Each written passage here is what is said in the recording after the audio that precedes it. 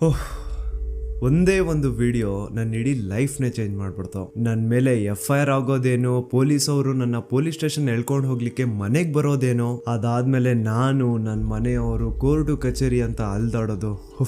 ಯಾವಾಗ ಇದೆಲ್ಲ ಮುಗಿಯುತ್ತಪ್ಪ, ಇದು ಮುಗ್ದಿದ ತಕ್ಷಣ ಯೂಟ್ಯೂಬ್ ಎಲ್ಲ ಬಿಟ್ಬಿಟ್ಟು ಒಂದಷ್ಟು ದಿನ ನೆಮ್ಮದಿಯಿಂದ ಎಲ್ಲಾದ್ರೂ ಹೋಗ್ಬಿಟ್ಟು ಪ್ರಶಾಂತವಾಗಿರೋಣ ಅನ್ಕೊಂಡಿದ್ದೆ. ಆದ್ರೆ ನನ್ನ ಮನ್ಸಲ್ಲಿ ಕೆಲವೊಂದು ಪ್ರಶ್ನೆಗಳಿದಾವೆ. ಸೌಜನ್ಯಳಿಗೆ ನ್ಯಾಯ ಕೇಳ್ತಾ ಜಸ್ಟ್ ನಾನೊಂದು ವಿಡಿಯೋ ಮಾಡಿದ್ದಕ್ಕೆ ನನ್ನ ಮೇಲೆ ಇಷ್ಟೊಂದೆಲ್ಲ ಆಗಿದೆ ಅಂತಂದ್ರೆ, ಜಸ್ಟ್ ಇಮ್ಯಾಜಿನ್ ಸೌಜನ್ಯ ಕೇಸಲ್ಲಿ ಯಾರೆಲ್ಲ ಸಾಕ್ಷಿ ಆಗ್ಬೋದಿತ್ತೋ ಅವ್ರ ಜೊತೆ ಏನೇನಾಗಿರಲ್ಲ. ನಾನ್ ಎಷ್ಟು ಅನ್ಕೊಳ್ತಿದ್ದೀನಿ, ಸಾಕಿನ್ನ 1-2 ತಿಂಗಳು ಏನು ವಿಡಿಯೋ ಮಾಡೋದ್ ಬೇಡ, ಸೈಲೆಂಟ್ ಆಗಿ ಇದ್ಬಿಡುವ ಅಂತ. ಆದ್ರೆ ನನ್ನ ಕೈಲಿಂದ ಆಗ್ತಿಲ್ಲ. ಯಾವುದೋ ಒಂದು ಸರ್ವಶಕ್ತಿ ನನ್ನ ಮನ್ಸೊಳಗಡೆ ಈ ಪ್ರಶ್ನೆನ ಹಾಕಿ ಇದ್ರ ಬಗ್ಗೆ ಮಾತಾಡುವಂತಿದೆ. ಮೊದ್ಲೇ ಹೇಳ್ಬಿಡ್ತೀನಿ, ಈ ವಿಡಿಯೋ ಯಾವುದೇ ಜಾತಿ, ಧರ್ಮ, ದೇವಸ್ಥಾನಕ್ಕೆ ಸಂಬಂಧಪಟ್ಟಿಲ್ಲ. ಈ ವಿಡಿಯೋದಲ್ಲಿ ನಾನು ಕೇವಲ ಸೌಜನ್ಯ ಕೇಸ್ ಬಗ್ಗೆ ಮಾತಾಡ್ತಿದ್ದೇನೆ. ಸೌಜನ್ಯ ಕೇಸಲ್ಲಿ ಯಾವುದೆಲ್ಲ ಯಾರೆಲ್ಲ ಸಾಕ್ಷಿ ಆಗ್ಬೋದಿತ್ತೋ ಅದೆಲ್ಲ ಹೇಗ್ ನಾಶ ಆಯ್ತು ಅನ್ನೋದನ್ನ ತಿಳಿಸ್ಕೊಡ್ತೇನೆ.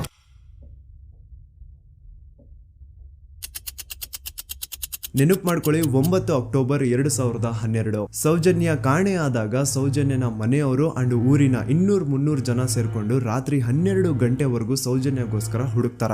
ಆದ್ರೆ ಸೌಜನ್ಯ ಸಿಗಲ್ಲ. ಮಿಡ್ ನೈಟ್ ಆಗಿರುತ್ತೆ ಅಂಡ್ ತುಂಬಾ ಜೋರ್ ಮಳೆ ಬರ್ತಾ ಇರುತ್ತೆ. ಇನ್ನು ಹುಡುಕೋದ್ ಬೇಡ, ಬೆಳಿಗ್ಗೆ ಎದ್ದು ಮತ್ತೆ ಎಲ್ರು ಹುಡುಕುವ ಅಂತ ಎಲ್ರು ತಮ್ಮ ಮನೆಗೆ ವಾಪಸ್ ಹೋಗ್ತಾರ. ದೆನ್ ನೆಕ್ಸ್ಟ್ ದಿನ ಅಂದ್ರೆ 10 ಅಕ್ಟೋಬರ್ 2012 ಸೌಜನ್ಯನ ಬಾಡಿ ಸಿಗುತ್ತೆ ಅಂಡ್ ಅವಳ ಬಾಡಿ ಪಕ್ಕದಲ್ಲಿ ಅವಳ ಕಾಲೇಜ್ ಬ್ಯಾಗ್ ಅಂಡ್ ಅವಳ ಬುಕ್ಸ್ ಎಲ್ಲ ಬಿದ್ದಿರ್ತವೆ. ಸೊ ಹಿಂದಿನ ದಿನ ಆ ಒಂದು ಜಾಗದಲ್ಲಿ ಅಷ್ಟು ಜೋರು ಮಳೆ ಬಂದಿದ್ರು ಸೌಜನ್ಯನ ಬ್ಯಾಗ್ ಅಂಡ್ ಅವಳ ಬುಕ್ಸ್ ಒಂದು ಚೂರುನು ನೆಂದಿರಲ್ಲ. ದಾಖಲೆ ಇದೆ ಸ್ವಾಮಿ, ದಾಖಲೆ ಇಲ್ದೆ ಈ ದೂತ ಸಮೀರ್ MD ಏನು ಮಾತಾಡಲ್ಲ. There was rain and the clothes of the victim were not stained with mud and the bag was not wet, even the books were not wet. ಹಿಂದಿನ ದಿನ ಅಷ್ಟು ಜೋರು ಮಳೆ ಬಂದಿದ್ರು ಸೌಜನ್ಯನ ಬುಕ್ಸ್ ಅಂಡ್ ಬ್ಯಾಗ್ ನೆಂದಿಲ್ಲ. ಹೇಗೆ? ಇದರ ಅರ್ಥ ಸೌಜನ್ಯನ ಆ ಒಂದು ಜಾಗದಲ್ಲಿ ಆಗೇ ಇಲ್ಲ, ಬೇರೆ ಯಾವುದೋ ಜಾಗದಲ್ಲಿ ಅವಳು ಆಯ್ತು. ನಂತರ ಅವಳ ಬಾಡಿನ ಅಲ್ಲಿ ತಂದು ಡಂಪ್ ಮಾಡಿರೋದು. ಸೊ ಈಗ ಯಾವೊಂದು ಜಾಗದಲ್ಲಿ ಸೌಜನ್ಯನ ಆಯ್ತು, ಆಕ್ಚುಲ್ ಆ ಒಂದು ಜಾಗನ ಹುಡುಕಾಡೋದ್ ಬಿಟ್ಟು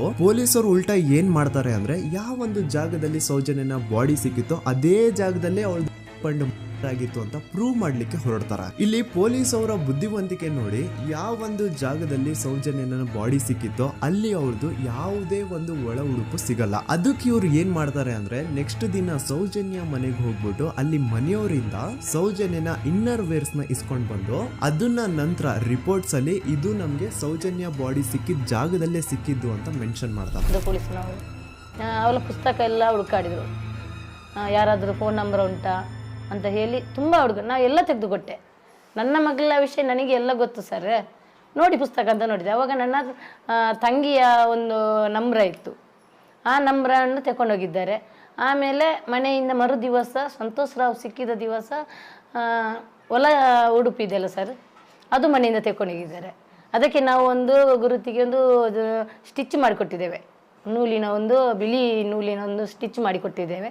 ಅದನ್ನೇ ತನಿಖೆಗೆ ಅವರಲ್ಲಿ ಇಟ್ಟಿದ್ದಾರೆ. ನೋಡಿ, ಪೊಲೀಸ್ ಅವ್ರ ಪ್ರಕಾರ ಸೌಜನ್ಯ ಆಗಿದ್ದು ಆ ಒಂದು ಹಳ್ಳ ಹತ್ರ, ಆದ್ರೆ ಆಕ್ಚುಲಿ ಅಲ್ಲಿ ಆಗೇ ಇಲ್ಲ.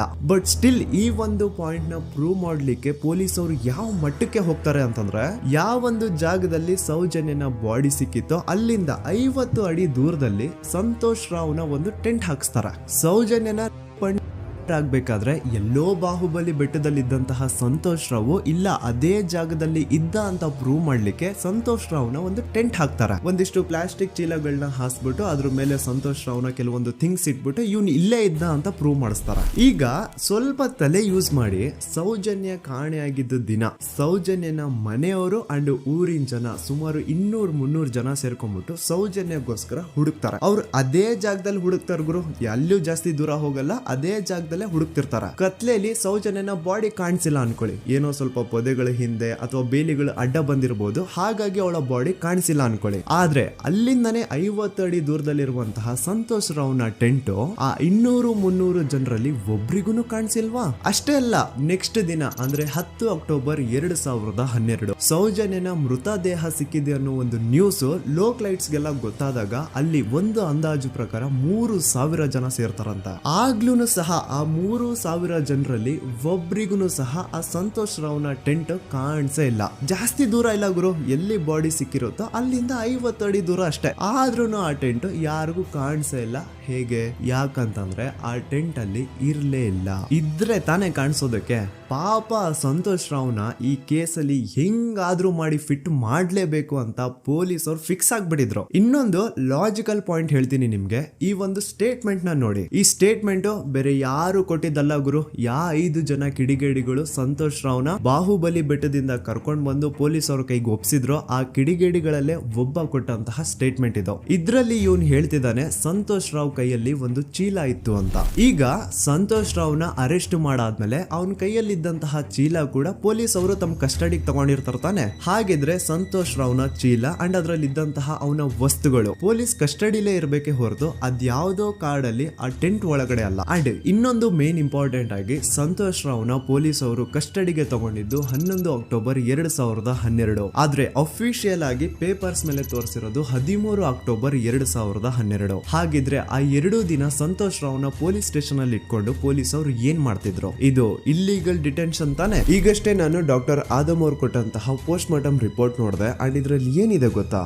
ಸೌಜನ್ಯ ಸತ್ತಾದ್ಮೇಲೆ ಅಲ್ಲ, ಅವಳು ಬದುಕಿರ್ಬೇಕಾದ್ರೇನೆ, ಅವಳು ಮಾಡ್ತಾ ಇರ್ಬೇಕಾದ್ರೇನೆ ಆ ದುಷ್ಕರ್ಮಿಗಳು ಅವಳ ಯೋನಿ ಒಳಗಡೆ 6 ಇಂಚು ಮಣ್ಣು ತುಂಬಿರೋದು. ಅಂಡ್ ರೀಸೆಂಟ್ ಆಗಿ ಬರ್ತಾ ಇರುವಂತಹ ಇನ್ನೊಂದು ಬಿಗ್ಗೆಸ್ಟ್ ಅಲಿಗೇಷನ್ ಏನು ಅಂತಂದ್ರೆ ಸಂತೋಷ್ ರಾವ್ ಬ್ರೇನ್ ಮ್ಯಾಪಿಂಗ್ ಗೆ ಒಪ್ಕೊಂಡಿಲ್ಲ ಅಂತ. ಅಂತವ್ರು ಪ್ಲೀಸ್ ಈ ಒಂದು ಡಾಕ್ಯುಮೆಂಟ್ ನ ಕಂಡ್ಬಿಟ್ಟು ನೋಡಿ. ಇಲ್ಲಿ ಸಂತೋಷ್ ರಾವೇ ಹೇಳ್ತಿದ್ದಾನೆ, ಅಪರಾಧಿ ಎಂದು ಸಾಬೀತು ಮಾಡಲು ಅಗತ್ಯವಿರುವ ಯಾವುದೇ ವೈಜ್ಞಾನಿಕ ಪರೀಕ್ಷೆಗೆ ಒಳಪಡಲು ಸ್ವಯಂ ಇಚ್ಛೆ ವ್ಯಕ್ತಪಡಿಸಿರುತ್ತೇನೆ. ಕೆಳಗಡೆ ಸಂತೋಷ್ ರಾವ್ನ ಸಿಗ್ನೇಚರ್ ಇದೆ ಅಂಡ್ ಈ ಕಡೆ ಕೋರ್ಟ್ ನ ಸೀಲ್ ಕೂಡ ಇದೆ. ಅಂಡ್ ಇನ್ನೊಂದು ವಿಷಯ, ನನ್ನ ವಿಡಿಯೋದಲ್ಲಿ ನಾನು ಹೇಳಿದ್ದೀನಿ ಸಂತೋಷ್ ರಾವ್ಗೆ ಫಿಮೋಸಿಸ್ ಅನ್ನೋ ಒಂದು ಕಾಯಿಲೆ ಇತ್ತು ಅಂತ. ಅಂಡ್ ಅಲ್ಲಿ ಇನ್ನೊಂದು ಪಾಯಿಂಟ್ ಕೂಡ ಹೇಳಿದ್ದೀನಿ, ಇನ್ ಕೇಸ್ ಅವನ್ ಏನಾದ್ರು ಮಾಡಿದ್ರೆ ನರಕ ಅನುಭವಿಸ್ತಾನೆ ಅಂತ.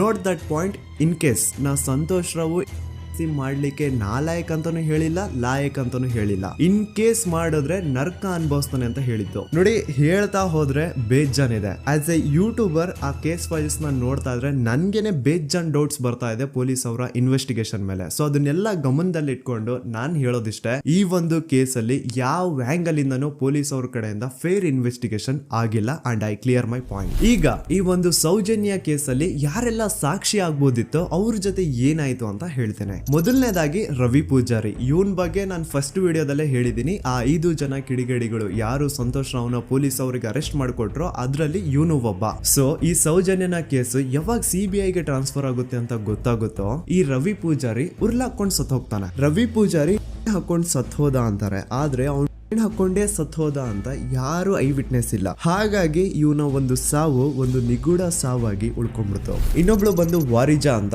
ಸೌಜನ್ಯನ ಮಾಡಿ ಆ ಕಿಡಿಗೇಡಿಗಳು ಅವಳನ್ನ ಒಂದು ಫಾರ್ಮ್ ಹೌಸ್ ಗೆ ಕರ್ಕೊಂಡು ಹೋಗಿರ್ತಾರೆ. ಅಂಡ್ ಆ ಫಾರ್ಮ್ ಹೌಸ್ ಅಲ್ಲಿ ವಾರಿಜಾ ಅನ್ನೋಳು ಕೆಲಸ ಮಾಡ್ತಾ ಇರ್ತಾಳೆ. ಸೊ ಈ ವಾರಿಜಾ ಸೌಜನ್ಯ ಆ ಕಿಡಿಗೇಡಿಗಳ ಜೊತೆ ಇರೋದನ್ನ ನೋಡಿರ್ತಾಳೆ, ಆದ್ರೆ ಅವಳಿಗೆ ಗೊತ್ತಿಲ್ಲ ಅವ್ರು ಅವಳನ್ನ ಕೊಂಡು ಬಂದಿದ್ದಾರೆ ಅಂತ. ನಂತರ 1-2 ದಿನ ಆದ್ಮೇಲೆ ಯಾವಾಗ ಸೌಜನ್ಯ ಬಗ್ಗೆ ನ್ಯೂಸ್ ಅಲ್ಲೆಲ್ಲ ಬರ್ತಾ ಇತ್ತು ಅದನ್ನ ನೋಡಿ ಆಗ ಇವಳಿಗೆ ರಿಯಲೈಸ್ ಆಗುತ್ತೆ, ಓ ಇವಳೇ ಅಲ್ವಾ ಆ ಹುಡುಗಿ ಅವತ್ ನಮ್ ದಣಿ ಕರ್ಕೊಂಡ್ ಬಂದಿದ್ದು ಅಂತ. ಈಗ ವಾರಿಜಾ ತನಗ್ ಗೊತ್ತೋ ಗೊತ್ತಿಲ್ದೇನೋ ಸೌಜನ್ಯ ಕೇಸಲ್ಲಿ ಒಂದು ಮೇಜರ್ ಸಾಕ್ಷಿ ಆಗ್ಬಿಡಿದ್ಲು. ಸೊ ಯಾವಾಗ ಈ ಕೇಸ್ ನ CID ಟೀಮ್ ಅವರು ಇನ್ವೆಸ್ಟಿಗೇಷನ್ ಮಾಡೋದಕ್ಕೆ ಸ್ಟಾರ್ಟ್ ಮಾಡ್ತಾರೋ ಆಗ ವಾರಿಜಾನ ಮೃತದೇಹ ಅದೇ ಒಂದು ಫಾರ್ಮ್ ಹೌಸ್ ನ ಬಾವಿಯಲ್ಲಿ ಸಿಗುತ್ತೆ. ಬಾವಿಲಿ ಇವಳೇ ಸ್ವತಃ ಜಿಗ್ದು ತನ್ನ ಪ್ರಾಣ ಬಿಟ್ಲು ಅಂತ ಹೇಳ್ತಾರೆ. ಆದ್ರೆ ಅವಳೇ ಬಾವಿಗೆ ಬಿದ್ದು ಅವಳು ಪ್ರಾಣ ಬಿಟ್ಲು ಅಥವಾ ಅವಳಿಗೆ ಯಾರಾದ್ರೂ ಬಾವಿಲಿ ಬೀಳ್ಸಿ ಸಾಯಿಸಿದ್ರು ಗೊತ್ತಿಲ್ಲ. ಅಂಡ್ ಇನ್ನೊಂದು ವಿಷಯ, ಯಾವ ಒಂದು ಬಾವಿ ಒಳಗಡೆ ವಾರಿಜಾನ ಬಾಡಿ ಸಿಕ್ಕಿತ್ತೋ ಆ ಬಾವಿನ ದಣಿಗಳು ಒಂದ್ ಸ್ವಲ್ಪ ದಿನ ಆದ್ಮೇಲೆ ಕಂಪ್ಲೀಟ್ ಮುಚ್ಚಾಕ್ಬಿಡ್ತಾರೆ. ಯಾಕೆ? ಇನ್ನೊಬ್ಬ ಬಂದು ಗೋಪಾಲ್ ಕೃಷ್ಣ.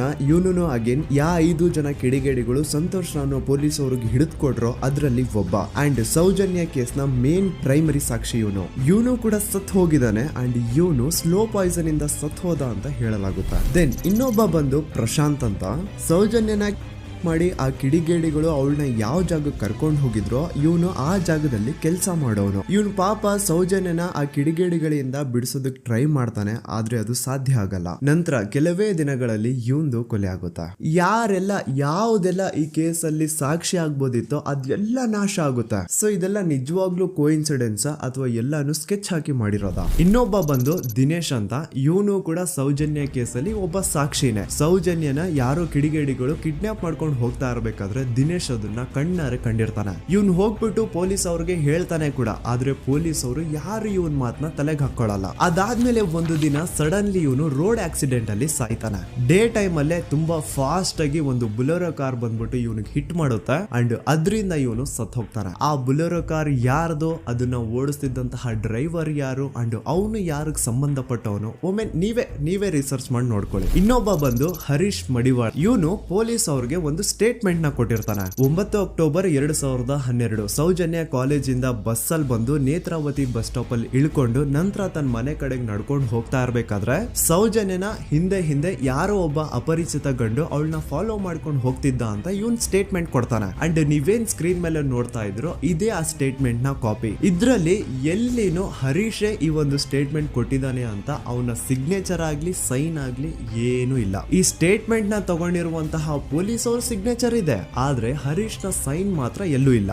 ಯಾಕಂತಂದ್ರೆ ಈ ಸ್ಟೇಟ್ಮೆಂಟ್ ನ ಹರೀಶ್ ಕೊಟ್ಟೇ ಇಲ್ಲ. ಎಲ್ಲಿ ಈ ಒಂದು ಕೇಸ್ CBI ಹೋಗಿ ಅವಾಗ CBI ಅವರು ಹರೀಶ್ ನ ಕರೆಸ್ಬಿಟ್ಟು ಇದ್ರ ಬಗ್ಗೆ ಕೇಳಿದಾಗ ಎಲ್ಲಿ ಹರೀಶ್ ಈ ಸ್ಟೇಟ್ಮೆಂಟ್ ನ ನಾನು ಕೊಟ್ಟೇ ಇಲ್ಲ ಸರ್ ಅಂತ ಬಾಯಿ ಬಿಟ್ಬಿಡ್ತಾನೋ ಅಂತ ಹರೀಶ್ ನು ಕೂಡ ಸಾಯ್ ಹೊಡಿತಾರೆ. ಹರೀಶ್ ಒಮ್ಮೆ ತನ್ನ ಬೈಕ್ ಅಲ್ಲಿ ಹೋಗ್ತಾ ಇರ್ಬೇಕಾದ್ರೆ ಯಾವುದೋ ಒಂದು ಅಪರಿಚಿತ ಕಾರ್ ಬಂದ್ಬಿಟ್ಟು ಅವನ್ನ ಗುದ್ಬಿಡುತ್ತೆ ಅಂಡ್ ಅದರಿಂದ ಹರೀಶ್ ನ ಸಾವಾಗುತ್ತೆ. ನೋಡಿ, ಯಾವುದೇ ಆಕ್ಸಿಡೆಂಟ್ ಕೇಸ್ ಅಲ್ಲಿ ರೂಲ್ ಏನು ಅಂತಂದ್ರೆ ಇನ್ ಕೇಸ್ ನನ್ಗೆ ಯಾವ್ದಾದ್ರು ಬಂದು ಒಂದು ವೆಹಿಕಲ್ ಏನಾದ್ರು ಹಿಟ್ ಮಾಡಿದಾಗ ನನ್ಗೇನಾದ್ರು ಪ್ರಜ್ಞೆ ಇದ್ರೆ ನಾನ್ ಪೊಲೀಸ್ ಅವ್ರಿಗೆ ಕಂಪ್ಲೇಂಟ್ ಕೊಡ್ಬೋದು, ಅಥವಾ ನನ್ನ ಹೆಂಡತಿ ಏನಾದ್ರು ಇದ್ರೆ ಅವ್ರು ಪೊಲೀಸ್ ಅವ್ರಿಗೆ ಕಂಪ್ಲೇಂಟ್ ಕೊಡ್ಬೋದು, ಅಥವಾ ತಂದೆ ತಾಯಿ ರಕ್ತ ಸಂಬಂಧ ಯಾರಿರ್ತಾರೋ ಅವ್ರು ಕಂಪ್ಲೇಂಟ್ ಕೊಡ್ಬೋದು. ಆದ್ರೆ ಹರೀಶ್ ಕೇಸ್ ಅಲ್ಲಿ ಯಾರೋ ಒಬ್ಬ ಥರ್ಡ್ ಪರ್ಸನ್ ಬಂದ್ಬಿಟ್ಟು ಕಂಪ್ಲೇಂಟ್ ಕೊಡ್ತಾನೆ. ಆ ಥರ್ಡ್ ಪರ್ಸನ್ ಯಾರು, ಅವನ್ಗೂ ಹರೀಶ್ಗೂ ಏನ್ ಸಂಬಂಧನೇ ಇಲ್ಲ. ನೀವು 2021 ಹರೀಶ್ ಮಡಿವಾಳ ಒಂದು ಕಂಪ್ಲೇಂಟ್ ಕೊಟ್ಟಿದ್ರಿ. ಹರೀಶ್ ಮಡಿವಾಳ ಆಕ್ಸಿಡೆಂಟ್ ಕೇಸಲ್ಲಿ. ಅವ್ರಿಗೆ ನೀವ್ ಏನಾಗ್ಬೇಕು ಸರ್? ಸರ್ ನಾವು ಸ್ಟಾಪ್ ಅಷ್ಟೇ. ಎಲ್ಲಿದ್ದು ಸ್ಟಾಪ್ ಸರ್? ಧರ್ಮಸ್ಥಳ ಅನ್ನಪೂರ್ಣದು. ನಿಮ್ಗೆ ಏನಾದ್ರು ಗೊತ್ತಿತ್ತ ಸರ್ ಅದು ಪ್ರಕರಣದ ಬಗ್ಗೆ? ಸರ್ ನಂಗೇನು ಗೊತ್ತಿಲ್ಲ ಸರ್. ಗೊತ್ತಿಲ್ವಾ? ಗೊತ್ತಿಲ್ಲ. ನಾನು ಹಿಂದಿಂದ ಹೋಗ್ತಿದ್ದೆ ಡ್ಯೂಟಿಗೆ, ಅವ್ರು ಮುಂದಿಂದ ಹೋಗ್ತಿದ್ರು. ನೀವು ನಾನು ಸ್ಪಾಟಲ್ಲಿ ಇದ್ರಾ? ಸ್ಪಾಟಲ್ಲಿ ಇಲ್ಲ. ಯಾಕಂದ್ರೆ ನಂಗೆ ಗೊತ್ತಾದ ಛತ್ರಕ್ಕೆ ಹೋದ್ಮೇಲೆ ಮತ್ತೆ ಕಂಪ್ಲೇಂಟ್ ಕೊಟ್ರಿ ನೀವು? ಸರ್ ನಾನು ಕೊಟ್ಟದಂದ್ರೆ ನನ್ನ ಮ್ಯಾನೇಜರ್ ಕಳಿಸಿದ್ದೆ ಅಷ್ಟೇ. ಇಲ್ಲಿಂದ? ಧರ್ಮಸ್ಥಳದಿಂದ. ಸೇಮ್ ಇದೇ ತರಾನೇ ಆನೆ ಮಾವುತನ ಕೇಸಲ್ಲೂ ಆಗಿದ್ದು. ಮನೆಯವ್ರು ಹೋಗಿ ಕಂಪ್ಲೇಂಟ್ ಕೊಟ್ರೆ ಪೊಲೀಸರು ಕಂಪ್ಲೇಂಟ್ ತಗೊಳಲ್ಲ, ಆದ್ರೆ ಅದೇ ಯಾರೋ ಒಬ್ಬ ಥರ್ಡ್ ಪರ್ಸನ್ ಬಂದು ಕಂಪ್ಲೇಂಟ್ ಕೊಟ್ರೆ ಪೊಲೀಸ್ ಅವರು ಕಂಪ್ಲೇಂಟ್ ಬರೀತಾರೆ. ಆನೆ ಮಾವುತನ ಹೆಂಡತಿ ಲೋಕಲ್ ಪೊಲೀಸ್ ಸ್ಟೇಷನ್ಗೆ ಕಂಪ್ಲೇಂಟ್ ಕೊಡಕ್ ಹೋದ್ರೆ ಅವ್ರು ಕಂಪ್ಲೇಂಟ್ ತಗೊಳ್ತಿಲ್ಲ ಸರ್ ಅಂತ ಹೇಳ್ಬಿಟ್ಟು SP ಆಫೀಸ್ಗೆ ಲೆಟರ್ ಬರ್ದಿರೋದು ಸಹ ಇದೆ. But still no action was taken. So SP ಆಫೀಸ್ಗೆ ಲೆಟರ್ ಕೊಟ್ಟಾದ್ಮೇಲೆ ಏನು ತನಿಖೆ ಆಗದೆ ಇದ್ದಾಗ ಆಗ ಆನೆ ಮಾವುತನ ಮಕ್ಕಳು ಹೋಗ್ಬಿಟ್ಟು IGPಗೆ ಒಂದು ಲೆಟರ್ ಬರ್ದು ಕೊಡ್ತಾರೆ. ಆದ್ರೂ ಸಹ ಇನ್ನೂವರೆಗೂ ಸರಿಯಾದ ತನಿಖೆ ಆಗೇ ಇಲ್ಲ ಅಂಡ್ ರಿಯಲ್ ಆರೋಪಿಗಳು ಯಾರು ಅಂತ ಗೊತ್ತಾಗೇ ಇಲ್ಲ. ನಿಜ ಹೇಳ್ತಾ ಇದ್ದೀನಿ, ಆ ಒಂದು ಪ್ಲೇಸ್ ಅಲ್ಲಿ ಸೀರೀಸ್ ಆಫ್ ಕೇಸಸ್ ಆಗಿದಾವೆ ಅಂಡ್ ಯಾವ್ದ್ರಲ್ಲೂ ಪೊಲೀಸ್ ಅವ್ರ ಕಡೆಯಿಂದ ಫೇರ್ ಇನ್ವೆಸ್ಟಿಗೇಷನ್ ಆಗೇ ಇಲ್ಲ. ಇದ್ರ ಬಗ್ಗೆ ಮಾತಾಡ್ರೋ, ಪೊಲೀಸ್ ಇನ್ವೆಸ್ಟಿಗೇಷನ್ ಮೇಲೆ ಕ್ವಶನ್ ರೈಸ್ ಮಾಡ್ರೋ, ಆ ಹುಡುಗಿಗೆ ನ್ಯಾಯ ಸಿಗ್ಲಿ ಸಪೋರ್ಟ್ ಮಾಡ್ರೋ ಅಂದ್ರೆ ಇದ್ರ ಬಗ್ಗೆ ಯಾವನು ಮಾತಾಡಲ್ಲ. ಇದ್ರ ಬದಲಾಗಿ ನನ್ ಬಗ್ಗೆ ಮಾತಾಡೋದಕ್ಕೆ ಹೇಳಿ ತುಂಬಾ ಚೆನ್ನಾಗಿ ನನ್ ಬಗ್ಗೆ ನೆಗೆಟಿವಿಟಿ ಹುಟ್ಟಿಸ್ತಾರ. ಜಾತಿ ಧರ್ಮ ತರೋದು, ಇವ್ನ್ ಯಾವ್ದಾವ್ದು ಆಪ್ಸ್ ನ ಪ್ರಮೋಟ್ ಮಾಡ್ತಿದ್ದ, ಇವನ್ ಮಾತು ಯಾಕೆ ನಂಬ್ತೀರಾ ಅಂತ ನನ್ ಬಗ್ಗೆನೆ ನೆಗೆಟಿವಿಟಿ ಹುಟ್ಟಿಸೋದು. ಇವನು ಆ ಆ್ಯಪ್ ಪ್ರಮೋಟ್ ಮಾಡ್ತಿದ್ದ, ಇವನು ಈ ಆ್ಯಪ್ ಪ್ರಮೋಟ್ ಮಾಡ್ತಿದ್ದ, ಇವನ್ ಮಾತುಗಳನ್ನ ಯಾಕೆ ನಂಬ್ತೀರಾ, ಇವನು ಮುಸ್ಲಿಂ ಇದಾನೆ, ಇವನು ಮುಲ್ಲಾ ಇದಾನೆ, ಅದು ಇದು ಅಂತ ಮಾತಾಡೋದು. ಹೌದು ಗುರು, ನಾನ್ ಪ್ರಮೋಷನ್ಸ್ ನ ಮಾಡಿದೀನಿ. ನಾನು ಆ ಆ್ಯಪ್ದು ಮಾಡಿದೀನಿ, ಈ ಆ್ಯಪ್ದು ಮಾಡಿದೀನಿ, ಎಲ್ಲಾ ತರ ಆ್ಯಪ್ದು ನಾನು ಪ್ರಮೋಷನ್ಸ್ ಮಾಡಿದೀನಿ. ಈಗ ಹಿಂದೆ ನಾನು ಮಾಡಿರುವಂತಹ ಪ್ರಮೋಷನ್ಸ್ಗೂ ಈ ಕೇಸ್ಗೂ ಏನ್ ಸಂಬಂಧ? ಅನ್ನೆಸೆಸರಿ ಆಗಿ ಮ್ಯಾಟರ್ ನ ಡೈವರ್ಟ್ ಮಾಡ್ಲಿಕ್ಕೆ ಟ್ರೈ ಮಾಡಬೇಡಿ. ಇನ್ಮೇಲೆ ನಾನೇನಾದ್ರೂ ಆ ತರ ಅಪ್ಲಿಕೇಶನ್ಸ್ ನ ಪ್ರಮೋಷನ್ ಮಾಡಿದ್ರೆ ಆಗ ಬಂದು ನೀವು ನನ್ನನ್ನ ಪ್ರಶ್ನೆ ಮಾಡೋದ್ರಲ್ಲಿ ಅರ್ಥ ಇದೆ. ಹಿಂದೆ ಮಾಡಿರೋದನ್ನ ಇಟ್ಕೊಂಡು ಮಾತಾಡಿ ವಿಡಿಯೋ ಮಾಡೋದಲ್ಲ ಕಂಟೆಂಟ್ ಅಂದ್ರೆ. ಅಂಡ್ ಇನ್ನೊಂದು ವಿಷಯ, ನಾನು ದೂತ ಸಮೀರ್ MD ಯೂಟ್ಯೂಬ್ ಚಾನಲ್ ನ ಸ್ಟಾರ್ಟ್ ಮಾಡಿ ಕೇವಲ ಆಗಿರೋದು 8 ತಿಂಗಳಷ್ಟೇ. ಅಂಡ್ ಈ 8 ತಿಂಗಳಲ್ಲಿ ನಾನು ಹಾಕಿರೋದು ಕೇವಲ 12 ವಿಡಿಯೋಸ್. ಅದರಲ್ಲಿ 1-2 ಆಲ್ರೆಡಿ ಟೇಕ್ ಡೌನ್ ಆಗಿದಾವೆ. ಸೊ ಅಷ್ಟು ಬೇಗ ಅದ್ ಹೆಂಗ್ ನೀವು ಜಡ್ಜ್ ಮಾಡ್ಬಿಟ್ರಿ ನಾನು ಆಂಟಿ ಹಿಂದೂ ಅಂತ? ನಿಮಗ್ ನಿಜವಾಗ್ಲೂ ನಾನು ಆಂಟಿ ಹಿಂದೂ ಅನ್ಸಿದ್ರೆ ನಂದು ಇನ್ನೊಂದು ಚಾನಲ್ ಇದೆ ಸಮೀರ್ MD ಅಂತ. ಅಲ್ಲಿ ನಾನು ಅಪ್ಲೋಡ್ ಮಾಡಿರುವಂತಹ ಈ ಎಲ್ಲಾ ವಿಡಿಯೋಸ್ ನ ನೋಡಿ. ಜಾಸ್ತಿ ಜಸ್ಟಿಫೈ ಮಾಡ್ಲಿಕ್ಕೆ ಹೋಗಲ್ಲ ಗುರು, ನನ್ನ ಹಳೆ ಸಬ್ಸ್ಕ್ರೈಬರ್ಸ್ಗೆ ಗೊತ್ತು ನನ್ನ ಕ್ಯಾರೆಕ್ಟರ್ ಏನು ಅಂತ. ಅಂಡ್ ಇನ್ನು ಇವನ್ ವಿಡಿಯೋ 18 ಮಿಲಿಯನ್ ಪ್ಲಸ್ ವ್ಯೂಸ್ ನ ಪಡ್ಕೊಂಡಿದೆ. ಇವನ್ಗೆ ಇಷ್ಟ ಲಕ್ಷ ದುಡ್ಡು ಬಂದಿರುತ್ತೆ, ಅಷ್ಟ್ ಲಕ್ಷ ದುಡ್ಡು ಬಂದಿರುತ್ತೆ ಅನ್ನೋರ್ಗೆ ಈ ಒಂದು ಇಮೇಲ್ ನ ಒಮ್ಮೆ ನೋಡಿ. ನನ್ ವಿಡಿಯೋ ವೈರಲ್ ಆಗ್ತಿದ್ದಂಗೆ ಆ ವಿಡಿಯೋ ಡಿಮಾನಿಟೈಸ್ ಆಗೋಯ್ತು. ಇಲ್ಲಿ ಅತ್ಯಾಚಾರಿ ಬೆಂಬಲಿಗರ ಥಿಂಕಿಂಗ್ ನೋಡಿ. ಆ ವಿಡಿಯೋ ಇಂದ ನನ್ಗೆ ಎಷ್ಟು ರೆವೆನ್ಯೂ ಬಂತು ಅನ್ನೋದನ್ನ ಥಿಂಕ್ ಮಾಡ್ತಿದ್ದಾರೆ. ಆ ವಿಡಿಯೋ ಇಂದ ನಾನು ಎಷ್ಟು ಸಫರ್ ಆಗಿರ್ಬೋದು ಅನ್ನೋದನ್ನ ಥಿಂಕ್ ಮಾಡಿದ್ರ ನೋಡಿ. ನಾನೊಂದು ವಿಡಿಯೋ ಮಾಡಿದ್ದಕ್ಕೆ ಜನ ಜಾಗೃತರಾದ್ರು. ನನ್ಗೆ ನನ್ ಬಗ್ಗೆ ನಿಮ್ ಬಗ್ಗೆ ತುಂಬಾ ಹೆಮ್ಮೆ ಇದೆ. ನೀವೆಲ್ಲ ಜಾತಿ ಧರ್ಮ ಅನ್ನೋದು ಮುಖ್ಯ ಅಲ್ಲ, ನ್ಯಾಯ ಮುಖ್ಯ ಅಂತ ಬೆಂಬಲಿಸಿದ್ರೆ. ಸೌಜನ್ಯನ ತಾಯಿ ಅಂಡ್ ಕುಟುಂಬದವರು 13 ವರ್ಷದಿಂದ ಧೈರ್ಯವಾಗಿ ನ್ಯಾಯಕ್ಕಾಗಿ ಬೇಡ್ತಾವ್ರೆ. 13 ವರ್ಷದಿಂದ ಮಹೇಶ್ ಶೆಟ್ಟಿ ಸರ್ ಒಂದು ಹೆಣ್ಣು ಮಗುವಿನ ನ್ಯಾಯಕ್ಕೆ ಎಲ್ಲಾ ತರದ ಅವಮಾನ ಸಹಿಸಿಕೊಂಡು ಬೆಟ್ಟದಂತೆ ನಿಂತು ಎಲ್ಲೂ ಕಾಂಪ್ರಮೈಸ್ ಆಗದೆ ಹೋರಾಟ ಮಾಡ್ತಾವ್ರೆ. ಈಗ ಈ ನಿಮ್ಮ ದೂತ ಸಮೀರ್ ಇಂಡಿಯಿಂದ ಕರ್ನಾಟಕಾದ್ಯಂತ ಅನೇಕ ಕನ್ನಡ ಪರ ಸಂಘಟನೆಗಳು, ಎಲ್ಲಾ ವಿಚಾರ, ಎಲ್ಲಾ ಪಂಥದ ಪ್ರಗತಿಪರ ವೇದಿಕೆಗಳು ಸೌಜನ್ಯ ನ್ಯಾಯಕ್ಕಾಗಿ ಒಂದಾಗಿವೆ. ಅಂಡ್ ಈ ಹೋರಾಟ ಕೇವಲ ಸೌಜನ್ಯಳಿಗೆ ಮಾತ್ರ ಸೀಮಿತ ಆಗಿಲ್ಲ. ನಮ್ ದೇಶದಲ್ಲಿ ದಿನಕ್ಕೆ ಆನ್ ಅನ್ ಆವರೇಜ್ 86 ಪ್ರಕರಣಗಳು ದಾಖಲೆ ಆಗ್ತವೆ. ಇದು ದಾಖಲೆ ಆಗಿರುವಂತಹ ಪ್ರಕರಣಗಳ ಸಂಖ್ಯೆ. ಅದ್ ಎಷ್ಟೋ ಕೇಸಸ್ ಪೊಲೀಸ್ ವರ್ಗ ಬರೋದೇ ಇಲ್ಲ. ಸೊ ಇದಕ್ಕೆಲ್ಲ ಒಂದು ಫುಲ್ ಸ್ಟಾಪ್ ಅನ್ನೋದು ಇಡಬೇಕು. ಈಗಿನ ಕಾಲದಲ್ಲಿ ಹುಡುಗಿರು ಸಮಾಜದಲ್ಲಿ ಬಿಡಿ, ಸೋಷಿಯಲ್ ಮೀಡಿಯಾದಲ್ಲಿನೂ ಸಹ ಸೇಫ್ ಇಲ್ಲ. ಹುಡುಗಿ ತನಗಿಷ್ಟ ಆಗಿರುವಂತಹ ತುಂಬಾ ನೀಟ್ ಅಂಡ್ ಕ್ಲೀನ್ ಇರುವಂತಹ ಒಂದು ಫೋಟೋನ ಸೋಷಿಯಲ್ ಮೀಡಿಯಾದಲ್ಲಿ ಶೇರ್ ಮಾಡಿದ್ರೆ ಸಾಕು, ಕಮೆಂಟ್ ಸೆಕ್ಷನ್ ಅಲ್ಲಿ ಅದೆಷ್ಟೋ ಜನ ಜೊಲ್ ಸುಸ್ಕೊಂಡು ಅವಳನ್ನ ಮಾಡ್ತಿರ್ತಾರೆ. ಸೊ ಇದಕ್ಕೆಲ್ಲ ನಮ್ ಸರ್ಕಾರ ಒಂದು ಫುಲ್ ಸ್ಟಾಪ್ ಅನ್ನೋದು ಇಡ್ಲೇಬೇಕು. ಇದ್ರ ಬಗ್ಗೆ ನಿಮ್ ಒಪಿನಿಯನ್ ಏನು ಅಂತ ಕಮೆಂಟ್ ಸೆಕ್ಷನ್ ಅಲ್ಲಿ ತಿಳಿಸಿ. So as A content creator ನನ್ಗೆ ಸೌಜನ್ಯ ಕೇಸ್ ಬಗ್ಗೆ ಒಂದು ವಿಡಿಯೋ ಮಾಡ್ಬೇಕಿತ್ತು, ಮಾಡ್ದೆ. ಅದರಿಂದ ಸೌಜನ್ಯ ಪರ ಹೋರಾಟ ಏನ್ ನಡೀತಾ ಇತ್ತೋ ಅದಕ್ಕೊಂದು ಕಿಚ್ಚು ಸಿಕ್ಕಿದೆ. ಇನ್ ಮುಂದೆ ಅದನ್ನ ಹಾಗೆ ಕಂಟಿನ್ಯೂ ಮಾಡ್ಕೊಂಡು ಹೋಗೋದು ನಿಮ್ಗಳ ಜವಾಬ್ದಾರಿ. ಸೊ ಇಷ್ಟು ಹೇಳ್ತಾ ನಾನು ನಿಮ್ಮ ದೂತ ಸಮೀರ್ MD ಮತ್ತೆ ಸಿಗ್ತೀನಿ ನೆಕ್ಸ್ಟ್ ವಿಡಿಯೋದಲ್ಲಿ.